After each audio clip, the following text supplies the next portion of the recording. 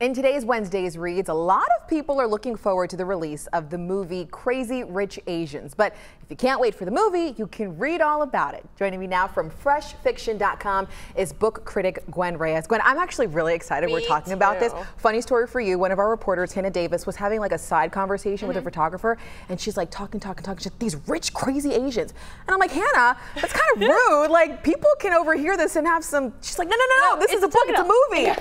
So why don't you break it down for us? Okay, so I know the movie comes out today, and I am also so excited about this film. But it's based off of a trilogy, so if you can't wait to watch the movie today, you can actually go ahead and read the book as well. So this one takes place in Singapore. It's a sort of a fairy tale princess-esque story. This woman who has no idea that her boyfriend is the heir to this ginormous media company in Singapore. He has not told her any of this, has not expressed anything. He flies her to Singapore to go home for his cousin's wedding.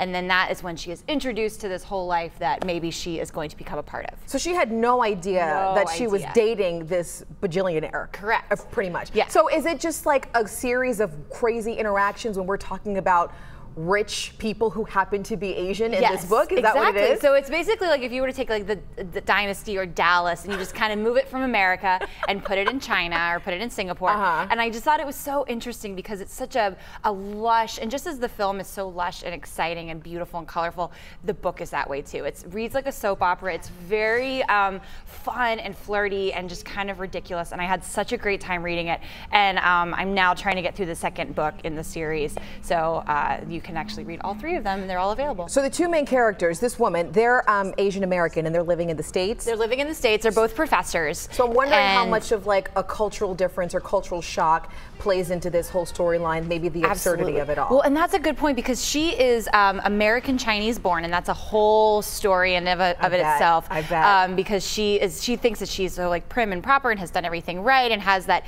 Asian sort of mentality that she was given growing up, and now she's in this whole completely different world. It's kind of like as if Meghan Markle started dating the prince and had no idea that he was the prince. But we're laughing the whole time. But we're laughing and enjoying it the whole time, and there's a crazy cast of characters, and the way that the book reads is it follows different characters, so it does have this main through line of the main characters, but then there's also Astrid, who is such a fun, crazy, kooky character. She's sort of the matriarch of this whole family, and you just meet like her assistant and like the man that helps give her a makeover, because there's always a makeover in it. So I just loved it, and I thought it was such a fun read. Rich, Crazy Asians. That's the name of the title. Gwen, thank you so much for breaking it down for us. Really appreciate it.